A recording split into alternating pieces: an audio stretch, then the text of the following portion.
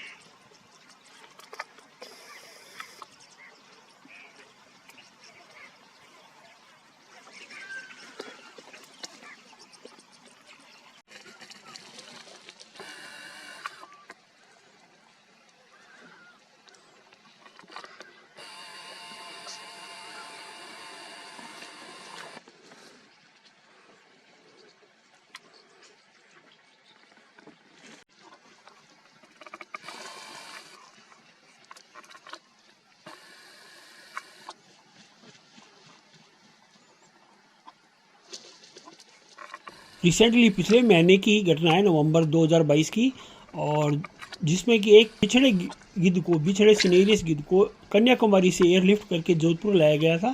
और जोधपुर वन विभाग की तरफ से ही ये अच्छी खबर सामने आई है, जहां हज़ारों किलोमीटर दूर स्पेन से आए हुए गिद्ध को उसके परिवार से मिलाने के लिए एयरलिफ्ट करके जोधपुर लाया गया। सिनेरियस प्रजाति का यह गिद्ध कन्याकुमारी में साइक्लोन की वजह से लगभग 5.5 साल से अपने परिवार से बिछड़ गया था। वन विभाग की टीम ने प्लान बनाकर इसे पहले कन्याकुमारी से चेन्नई और बाद में जोधपुर के माचिया सफारी पार्क में इसे पहुंचाया है। माचिया सफारी पार्क के डॉक्टर ज्ञान प्रकाश जी ने बताया था कि जोधपुर एयरपोर्ट पर गुरुवार 2 बजे गिद्ध को लाया गया। सफ़र में किसी तरह की परेशानी नहीं हो, इसलिए 12 घंटे के सफ़र के दौरान इसे भूखा रखा गया। पहले इस गिद्ध को कन्याकुमारी से जोधपुर करीबन 2600 किलोमीटर शिफ्ट करने की सड़क मार्ग की प्लानिंग बनाई गई थी, लेकिन 1 महीने पहले कन्याकुमारी से चेन्नई तक जब इसे सड़क मार्ग से ट्रायल की गई तो इसके लिए ऐसा महसूस किया गया कि खतरा हो सकता है, जिसके लिए इसको एयरलिफ्ट कराने का ही प्लान बनाया गया। सन 2017 में स्पेन से ये सिनेरियस प्रजाति का गिद्ध और अपने गिद्धों के झुंड से कन्याकुमारी पहुंचा, तो साइक्लोन की वजह से ये गिद्ध उड़ नहीं पाया और इसके बाद इसे उदयगिरी पार्क में रख दिया गया। इस बीच ये रिसर्च में पाया गया कि इसके अनुकूल कौन सी जगह है। इससे पता लगा कि जोधपुर बीकानेर ये इलाका इसके लिए सबसे बेहतर है। मौसम के अनुसार जोधपुर और बीकानेर में सिनेरियस प्रजाति की कई गिद्ध यहाँ आते हैं, जैसा कि आप देख पा रहे हैं। और इसके बाद यहाँ इसे लाने की प्लानिंग बनाई गई थी। एक्सपर्ट के अनुसार वल्चर को उड़ान भरने के लिए गर्म हवा, हीट वेव की ज़रूरत होती है। जैसे आप देख रहे हैं बीकानेर में अभी भी काफ़ी अच्छी खासी गर्मी हो चुकी है, लगभग 38 डिग्री आ गया टेम्परेचर, जिसके कारण बहुत तेज़ गर्मी हो गई है और इससे गर्म हवा ऊपर उठ जाती है और ये हीट वेव के रूप में बन जाती है। और हीट वेव उनके ऊपर गर्म हवाओं पर ये तैरते रहते हैं, सोरिंग करते हैं। चूंकि साउथ का इलाका ठंडा होने की वजह से यहाँ गर्म हवाओं का असर ना के बराबर होता है, क्योंकि समुद्र की हवाएं लगातार नमी वाली इनको मिलती रहती है। ऐसे में वल्चर उड़ान नहीं भर पा रहा था। Wild life institute of India Dehradun से इकोलॉजिस्ट की टीम ने जब रिसर्च किया तो पता लगा कि ऐसा एरिया जो पश्चिम राजस्थान या गुजरात में मिल सकता है, वहाँ पर इसको शिफ्ट किया जा सकता है, जहाँ सर्दियों में भी ये आसानी से उड़ान भर सकता है। इस गिद्ध की देखभाल उदयगिरी पार्क टीम की ओर से की गई थी। प्लान बनाया गया कि सड़क मार्ग से इसे जोधपुर पहुंचाया जाएगा, परंतु कन्याकुमारी से इसे सबसे पहले चेन्नई तक 707 किलोमीटर तक का जब हवाई सफर कर गाड़ी में लाया गया तो टीम को पता चला कि गिद्ध ट्रेवलिंग स्ट्रेस होने लगा इसको, और घबराहट से इसके सारे हार्ट बीट में चेंज आने लगा। कन्याकुमारी से चेन्नई तक गाड़ी के सफ़र के दौरान रिसर्च टीम के सामने यही आया कि बंद बॉक्स में 4 दिन तक रखना इसे बहुत ही मुश्किल हो जाएगा, और इसके साथ इसे भूखा रखना भी इतने दिन संभव नहीं है। इसके अलावा गिद्ध के लिए खतरा भी और बढ़ जाएगा, इसलिए ऐन वक्त पर प्लान बदला गया और चेन्नई से एयरलिफ्ट कर इसे जोधपुर लाने का प्लान बनाया गया। तमिलनाडु के फॉरेस्ट डिपार्टमेंट टीम और DFO वेटरनरी ऑफिसर और केयरटेकर भी इस एयरलिफ्ट में शामिल थे।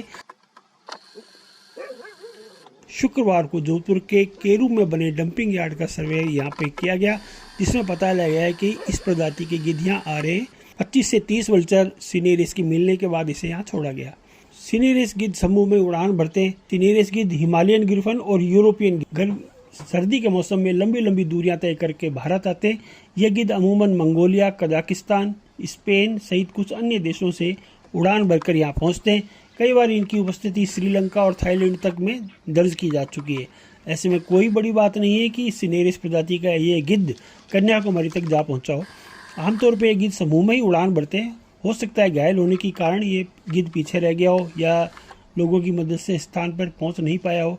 गिद्धों की लगातार संख्या कम होने के कारण चिकित्सक और रेस्क्यू टीम गिद्धों की सही तरीके से गणना कर गिद्धों के प्राकृतिक आवास बढ़ा रही है।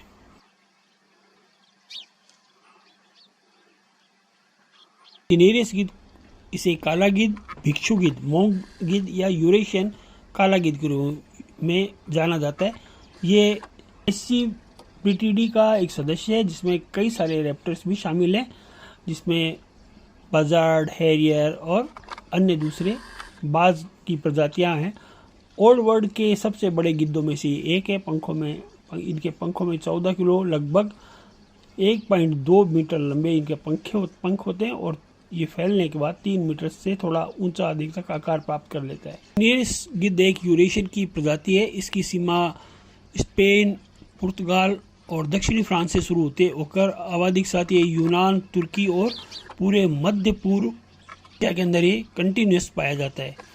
इसकी सीमा अफगानिस्तान से पूर्व की ओर उत्तर भारत तक, मध्य एशिया तक इसकी सीमा जारी रहती है। मंगोलिया और कोरिया में ये प्रजनन करते हैं, और उसकी सीमा से यूरोपीय जहाँ सीमा खत्म होती है वहाँ का ये निवासी है।